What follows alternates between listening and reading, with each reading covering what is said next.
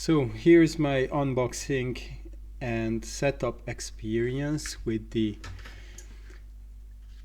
SV06 Plus from Sovol. Interestingly enough, I ordered spare nozzles for the printer separately from the printer on the same day, but it was a separate order. And this one came from China, as far as I know. 5 pieces of 0.4 nozzles, millimeter nozzles, and magically they appeared on the exact same day, or they arrived on the exact same day when the printer was delivered from Germany, from within Europe. So as I found out, the printer also comes with a spare nozzle, so now I have 6 of them. So here's the box. It's 14 kilograms. You can easily lift it, and it was easier to cut the tape on the desk, but then it's easier to unpack from the ground, from the floor. I've seen other unpacking videos, so nothing was really a surprise. Here's the leveling guide, a separate page, and then the instruction manual, which mainly covers the setup. A 1/4 kilogram roll of filament PLA. This is the filament holder for the top of the machine. So this piece comes out, and this little package is actually the screen, the color touch screen that comes with the printer. So I just take it out of the bag here, and we will come back to that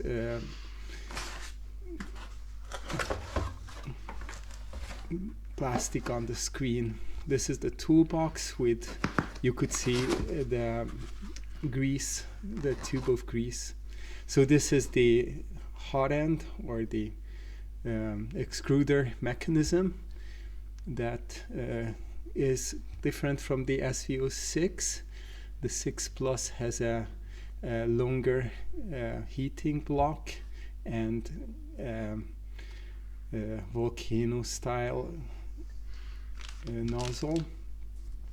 I heard about that sock on the hot end made of silicone. That's what I checked out. So as we go deeper, here we can see the gantry, which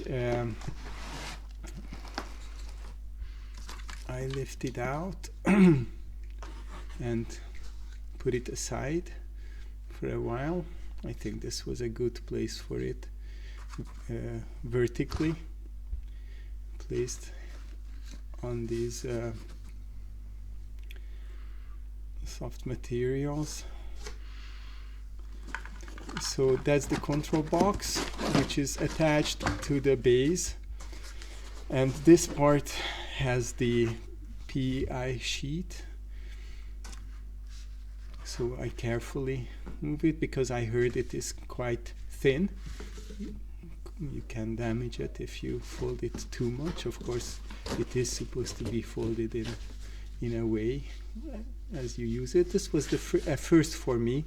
You can see my old printer, that Wanhao Duplicator i3 Plus, which served me well for 3 years, and it's still working.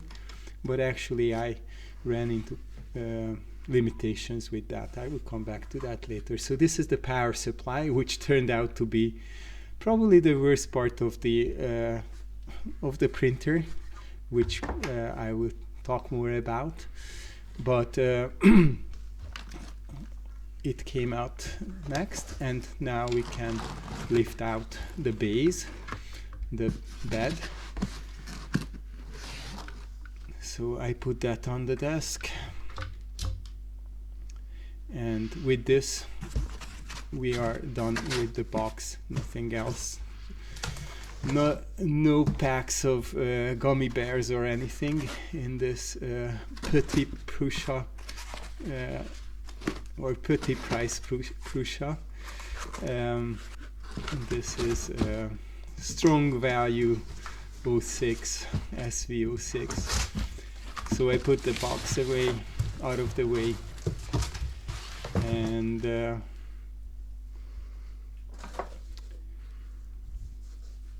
make some room on my not too big desk where I made space for this large printer, because I will need the space for both the base and the gantry next to it, you will see. So that control box is attached on many cables with many cords to the base. There was some dust particles on the magnetic area of the desk, which is not ideal if trapped under the PEI sheet. I make sure that it lays flat on the desk. It has rubber feet, so no cables should be trapped under these. And I listened to the state of the bearings, and they are, you could hear, they are pretty loud. The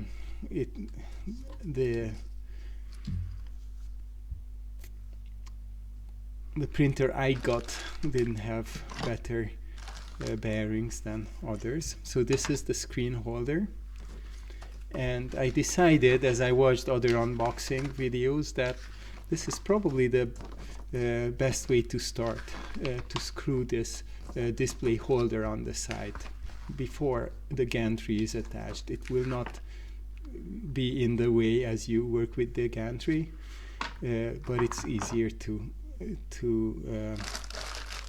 attach this part. So you've probably seen different things that are included in this toolbox. I'm just taking out the most basic items, I guess.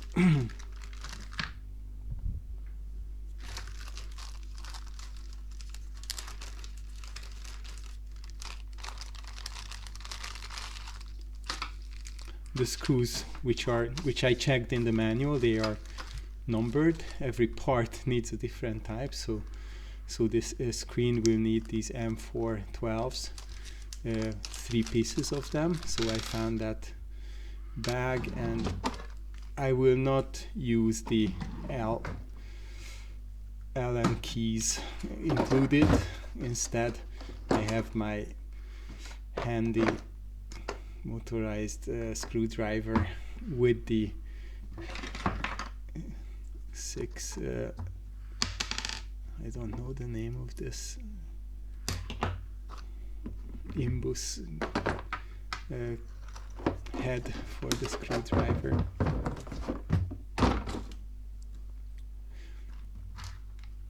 This is magnetic, not magnetic enough. Later I found a better head for my screwdriver that held on to screws better, but you see it's fairly easy, and a motorized screwdriver makes it much easier and quicker to put these screws in.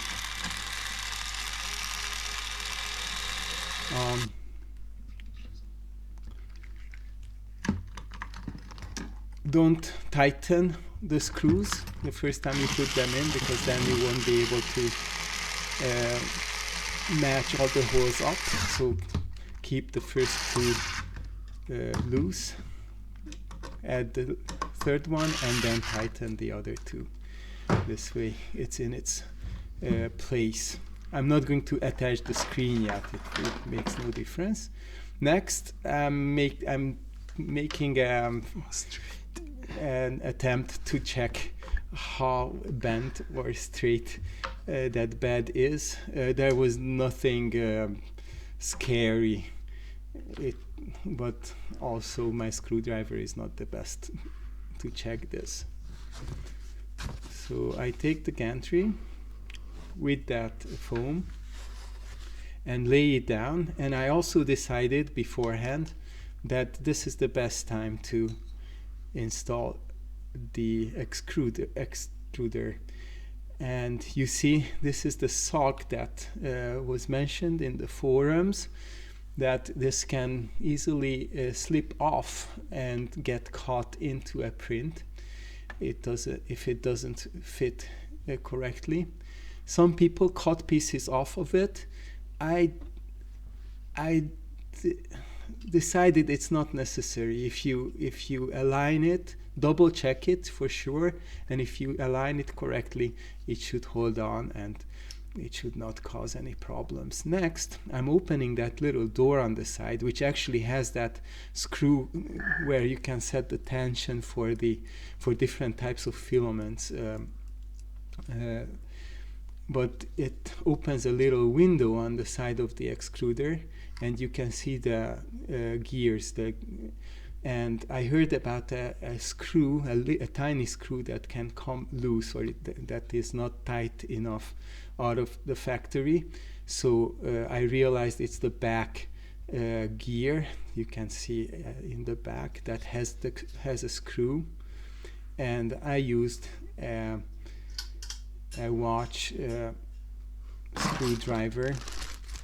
No, actually, I used one of the Allen keys the tiny Allen key to make sure that that screw is tight enough that it's not gonna fall out. But it was there was no, I couldn't move it, so it was tight enough. So I'm just checking, taking a whole full circle with that gear.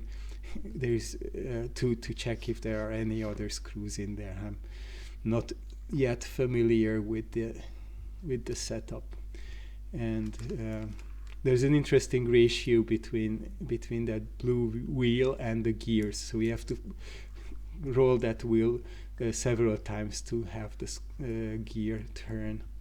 And I put the window back. Don't forget the washer under. To also install the washer. There's this washer under the spring that you saw that pushes next to the window and that holds it together. And I recommend to install the extruder like this when it's horizontal. It's much easier to line it up, and you don't have to hold it in the air and try to add the first screw. It's much easier to use these tiny ones.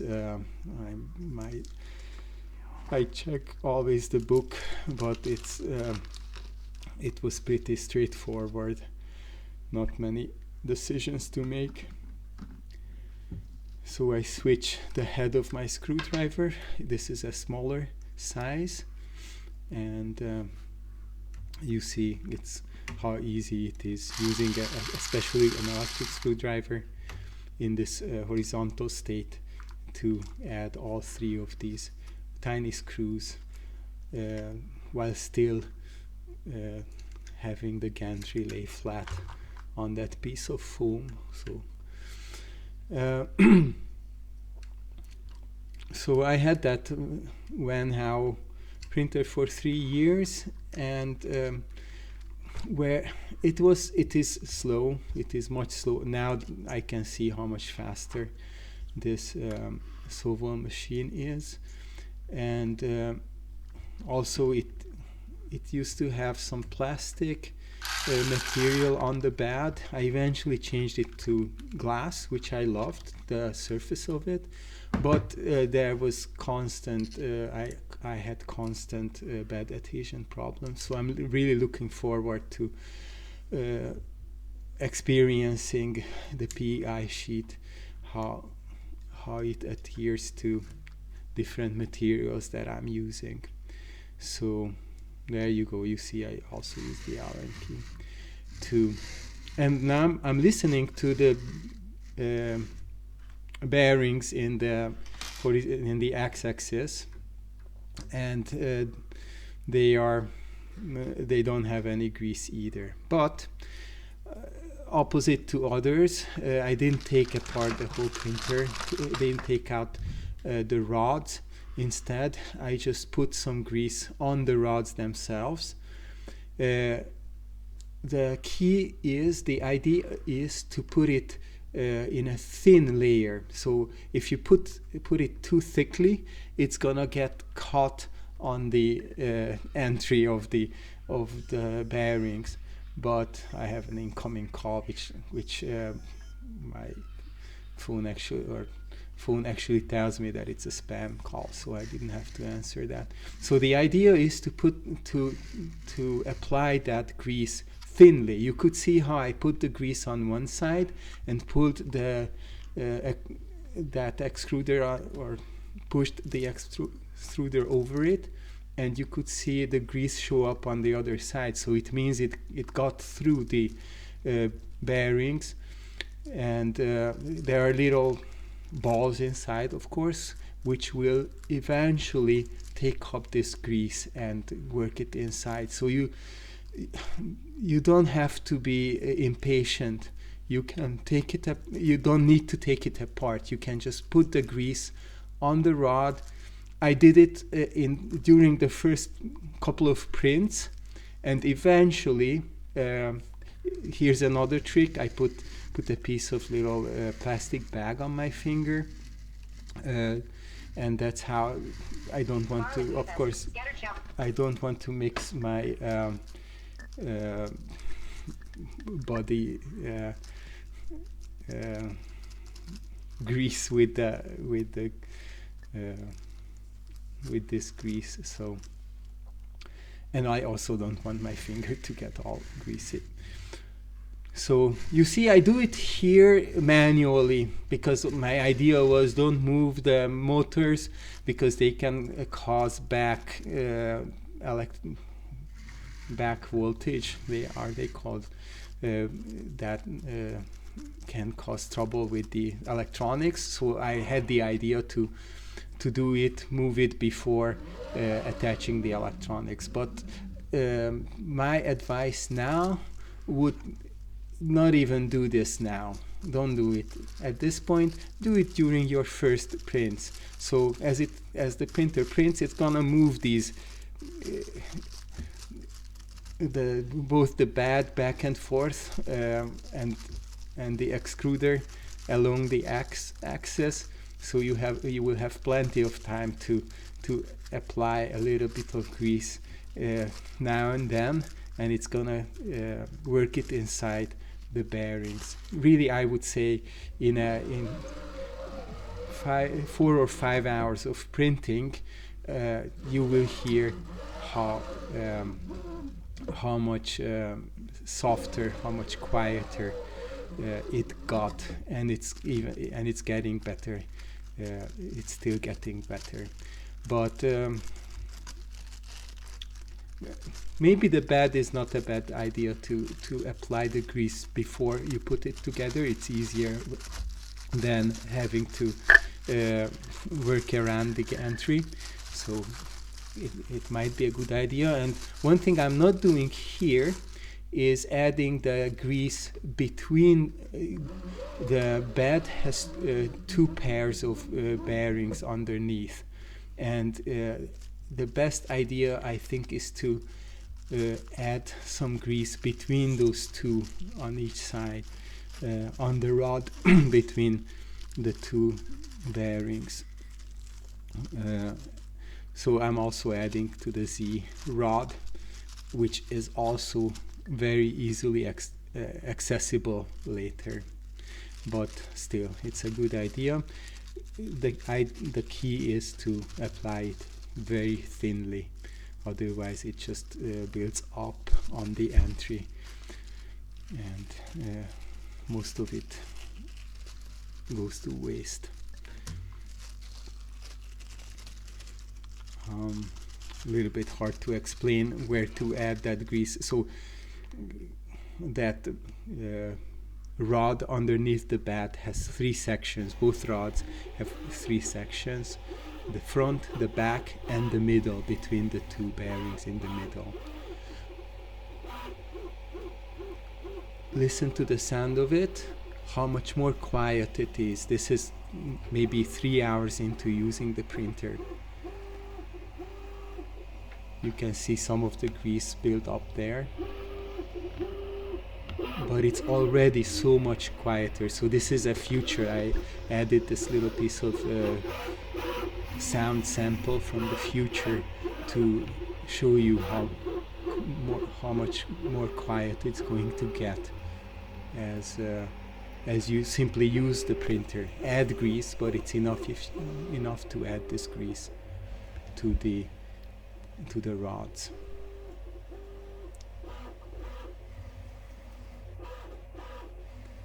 So since then I printed a lot more, and it is even more quiet now.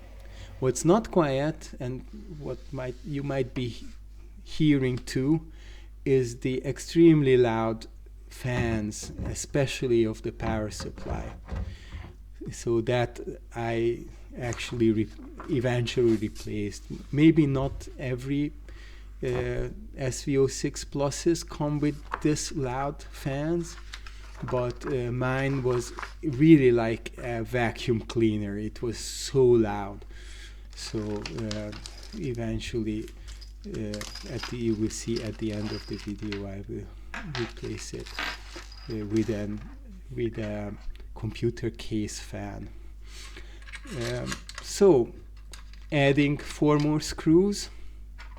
Don't forget about the washers here either. You don't have to hold on to the gantry. It's very smartly created. First of all, you don't have to add, we don't need to add the screws from the bottom. Some printers, I think my Van Houw was like that. So you don't have to turn the printer upside down to add these screws. And also there are some slots there for the gantry, so they basically go in. I'm going to check. You see there is some movement, some play there. So again, I did not tighten those screws. I kept them a little bit loose before checking making sure that the gantry is perfectly perpendicular to the base. So that's what I'm doing here.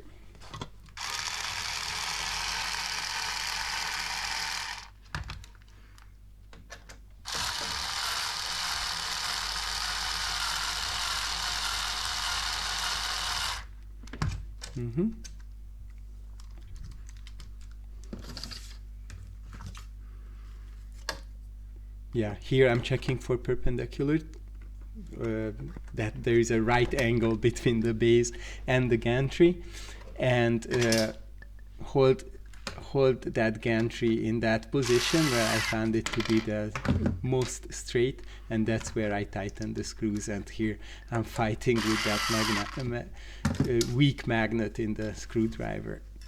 So double checking, and it feels as straight up as possible, it seems.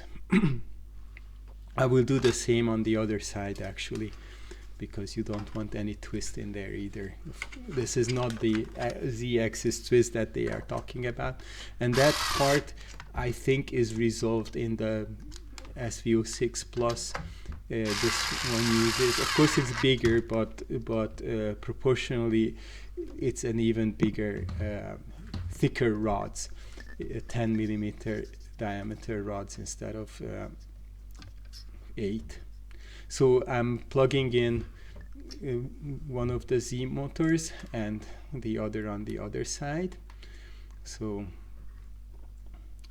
that's easy enough. I'm going to attach the control box But before doing that, it's easier to attach this cable going up to the filament runout sensor.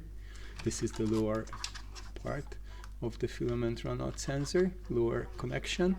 So attach that first, and then it makes sense to attach the box and turn that spaceship Challenger shaped little aircraft switch, they call it.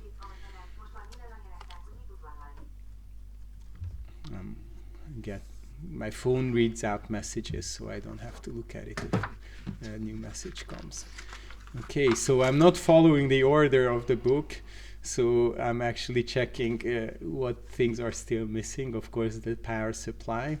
I'm looking for which way it should go, but the fan faces outward, which makes absolute sense. So when you attach it, the switch, the red switch and the fan both face towards the right, to the outside of the printer, of course. And it's an interesting fan because, of course, it's a 24 volts fan, which is very a little bit harder to find than the 12 volt fans, which are used by computers. And it's also a pretty small one. I think it's a 5 centimeter, 50 millimeter fan, run at a very high RPM, and there are very small holes on this power supply box, so that makes very loud noise as the air moves through this. And it pushes, the fan pushes the air out, which actually makes sense. So all the vents around the power supply will draw in air and cool the power supply. When you attach this little plug, look for the little, there is a little, two little pieces that you have to match. They draw it in the booklet quite easy to understand. So both of these pages are complete. We have added the two boxes on the two sides. So now we're onto the filament roll holder. It should go on the top of the gantry. I looked for the two screws that are used for this. They also use this hex head screws, or imbus screws. I think that's the name. You can see the filament runout sensor on the attached to this roll holder, and it should point or lean toward the right. That's the right way to apply it or attach it, when the nice side of it faces outward, of course. It's fairly easy to add the screws here. I think it's a good order to add it now. One thing very important I've just realized, while you're putting together the printer, don't have that PEI sheet on the machine. Put it aside. Keep it out of the way of falling tools and screws, which could damage it or scratch it up. And don't use it as like a workspace. Put it aside and only add that PEI sheet when you start to print. Okay, so the other side of the filament runout sensor cable is attached with a little bit of tape. You untape it and plug it into the sensor, and it is supposed to move around like this because it has to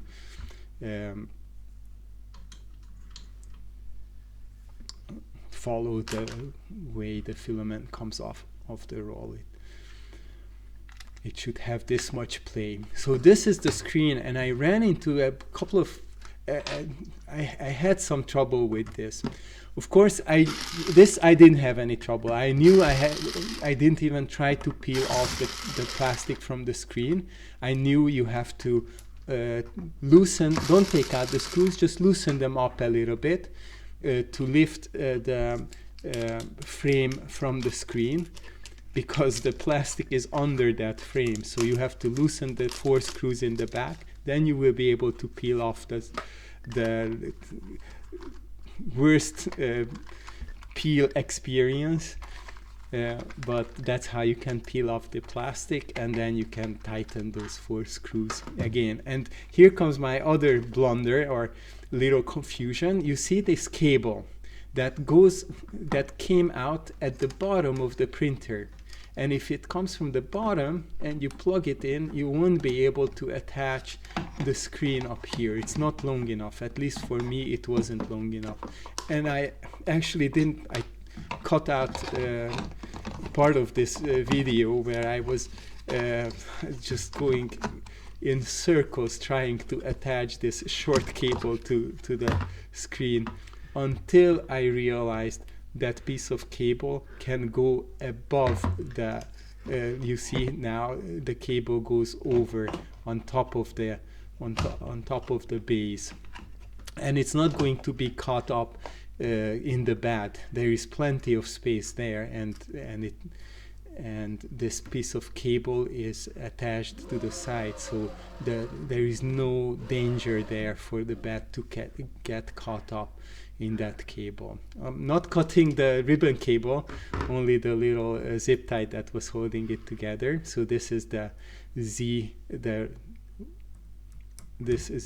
motor, or the X motor controller cable, and this is the one that goes to the extruder, and this is a very loose connection there. It's good they have this little clamp, which be sure to clamp it on, and there is also this little 2 little clips that clip on to the ribbon cable. Make sure to put the cable underneath there, and later I even printed a little piece that goes under those 2 little clips, which holds up the ribbon cable, so it is not in the way as you move it around, or as the extruder moves around. Okay, this is just double checking, and I advise you to look inside that control box and see if all the little plugs are plugged in securely in there. If you see anything burnt or anything out of the ordinary, I actually took a photo with my phone of the insides. In case there is some problem with the printer, I would have some before picture before I even turned on the printer. So that was that, and it uses a regular power cable, the same that your computer would use and many other appliances. So I'm not using the cable that came with the printer. This is where my old Wanhao printer was, so I'm just using the same cable, which is located well. Plug it in, and this is the time of the when we find out if it turns on or at all. I'm checking the belt tensions.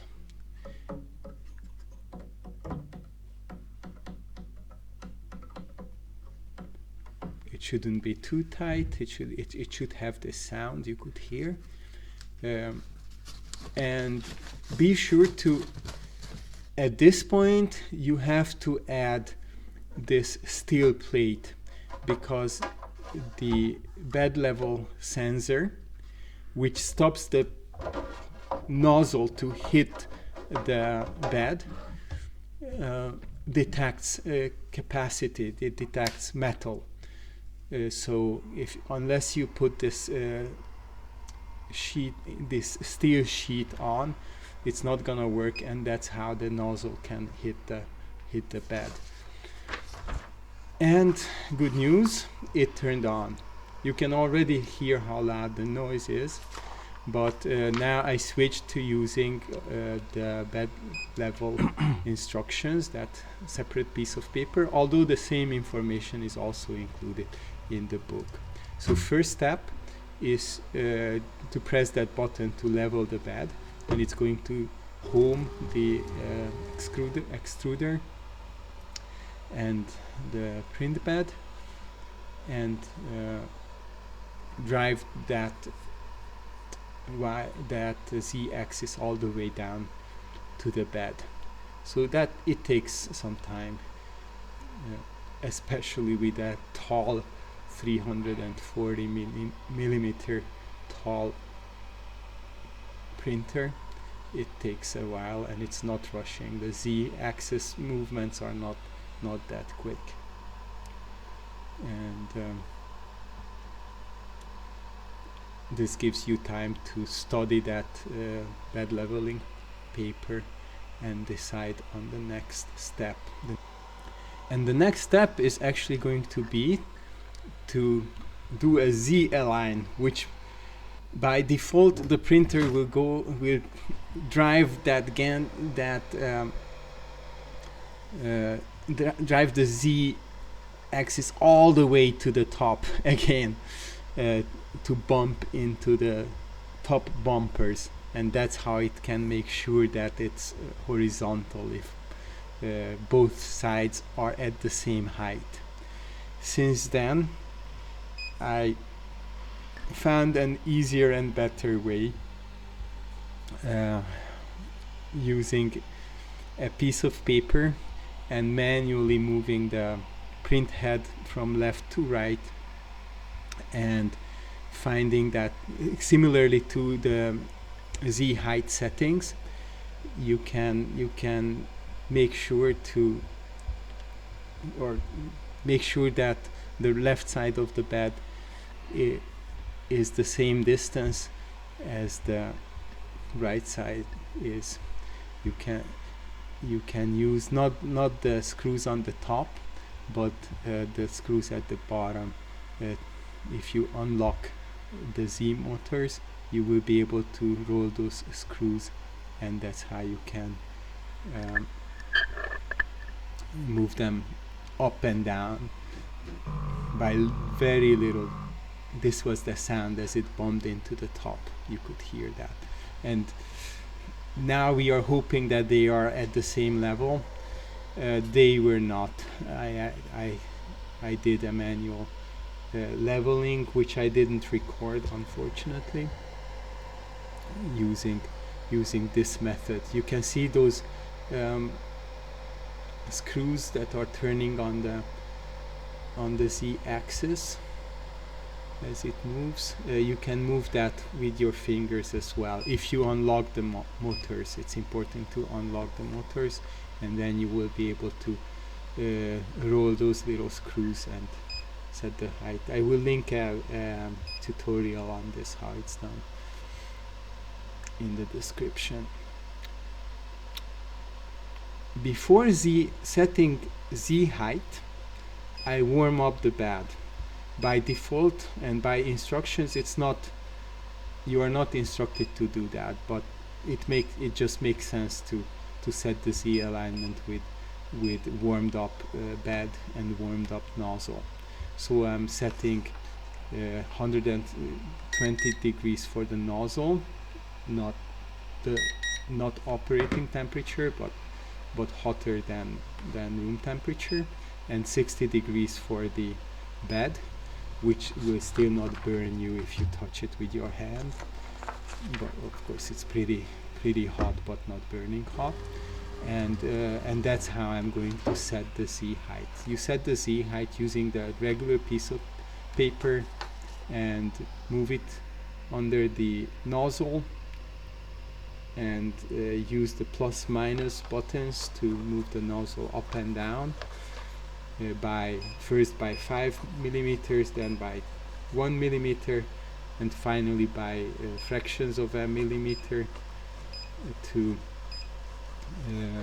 move it up and down until you feel just enough friction on the paper. Don't worry too much about it, because this is not the height at which the print head is going. It's not, the print head is not going to operate at this height. When you're printing, you're always your first layer is at least 0.2 or 0.3 millimeters high above the bed. So setting the 0, this is only setting the 0 for that. So if you feel too much friction, even then it's not gonna scratch up your bed. And now I started the bed leveling, and you can hear this. So it takes a sample, a measurement at 25 points. You can see how long it takes. It goes and measures each point with that capacitive. I show you how much softer, how much less loud my printer became when I replaced that fan. Listen to it, how silent it is now.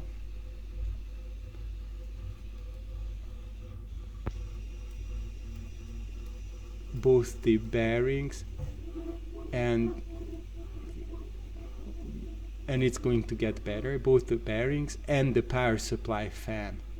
Just listen to it, how it is here and how loud it is. Well, you can see that blue fan on the outside of the power box on the right side of the printer. That's the computer fan, computer case fan that I just added on the side. And this is how it was out of the box. Maybe it's only the printer that I got, and it's not even moving the bed now. It's still finishing the auto bed leveling. It takes 25 measurements, and it's going to use that to work out any bumps. And so I'm using alcohol to clean the bed. It turns out I'm not using the right type of alcohol. It has to be isopropyl IPA. So get yourself some IPA for PI beds. But it's still this is the right time to clean the bed of any finger marks or body grease.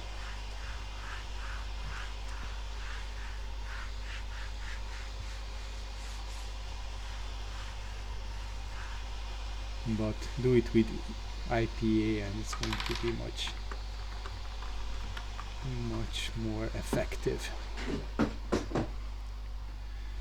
I'm not using the roll of filament that they gave me. I have my own PLA, which I like, Gambird or Jambird, how you pronounce it. So this is regular good PLA. So right away you can see I'm not used to the filament runout sensor, because I learned to cut the filament in a 45-degree angle, but I didn't put the filament through the filament sensor. I tried to put it in the extruder right away and tried to roll that little wheel on the extruder using manually and load the filament that way. That's not the way to do it. First of all, so you have to, there is this settings menu, the rightmost menu item, the little gear icon at the bottom, and then on the top you will see refuel. That's how it is called in this Chinese machines, refuel, which makes sense. It's a fun way to call it. That's how you add filament to it. So I'm pressing that button and it will heat up the extruder before loading the filament. And don't be surprised, there is some black filament coming out of the extruder. That's how every printer is tested at the factory. So they test it with black filament, it turns out. So that's what you will see come out of the printer as you load your filament in there. So I did test it, test loading and unloading the filament, and then because I realized that I have to drive it through the filament runout sensor, which turns green. The little light on it turns green if it detects the filament.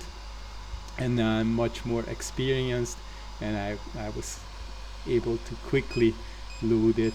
The hot end cooled down a little bit, so if you try to load the filament before it heats up enough, it will prompt you, and you have to press yes, heat up, and when it's already at the temperature where filament melts, it will allow it. Then it's going to let you load the filament. And here I'm printing, and I'm not printing a Banshee. I know everybody is printing a Banshee, but it tests nothing, because a Banshee is a tiny part in the center of the print bed, and it takes 2 hours to print. The way it's sliced on the SD card, so I knew I'm not going to print a Banshee. I think I never printed a Banshee in my life, and I'm going to stick to this. Instead, I got this first layer test pattern from Thingiverse, or one of the sites would be called 3D, and I print this because this tells me much more about the printer and what I can expect. So you see how it's printing this pattern, which covers the whole print bed. But it's, again, some people I see print like a white sheet of paper or a white sheet of filament. No point. It's enough to have these 9 points, 9 little squares, and lines between them. This is the perfect test. If you do this test, you will see if you have set the nozzle height correctly, the Z height correctly. I'm checking temperatures. The printer is set to 60 degrees, and I'm checking the cold points of the print bed. Nowhere on the print bed I can see 60 degrees. That back corner is the worst. That's where the cable is attached to it. The electricity comes to the. So that's 50 degrees. Other points around the bed, you can see they give you 52, 54 when it's set to 60. So you have to set the printer to a higher temperature than what you need. And when you place different things, that back corner is the coldest. Know about it, and it can have effect on curling materials. And here's my first print. This is my Banshee, and I'm getting a perfect bed adhesion and time to test, PETG. Jump right in there. And this is the first vertically extended print that I did, which is very important. This is the cable holder for that print bed heating cable that goes from the control box into the bed, that long cable on the left side of the printer. And it can get caught up in the corner of the printer. So this ingenious little piece was designed by one of our friends in the Facebook group, and that was the first thing I printed and applied it. I actually had to, it was a good fit, but I had to warm it up with my heat gun, or you can use a hair dryer to heat it up a little bit. and then you can mold it exactly in place. And now if you look in the back, unfortunately I'm not really showing it, but maybe you can tell that the cable is now secured to the side of the printer, and it makes sure that it's not gonna cause any trouble. Also, make sure to leave enough space behind the printer so the cable doesn't hit, not even the cable, of course the print bed shouldn't hit the wall behind the printer, but even the cable should be free.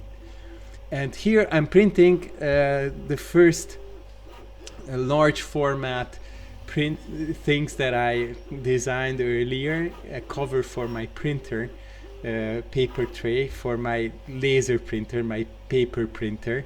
It didn't come with this cover, tray cover, dust cover, so I designed it and printed in actually two colors. I tried it with this transparent PETG and also with black PETG, and they came out, both came out perfect. Bed adhesion is perfect. Another little suggestion: don't force PETG off the bed. Wait for the bed to cool down. When it's at room temperature, as it cools down to room temperature, it's going to get loose immediately, so you don't have to force it off. And this is my laser printer, and that's that cover, which fits perfectly there, and these wouldn't have been possible with my little 200 by 200 print bed on my old printer. So also it had more trouble printing PETG. So this turned out really nice there. I hope you enjoyed. I'm going to post many more videos about my experiences with this printer, so you're welcome to subscribe. Of course, please like this video if you enjoyed it, especially if you enjoyed it all the way to the end. And I'm going to come back with more prints and ideas as I use this printer more. Take care. Bye bye.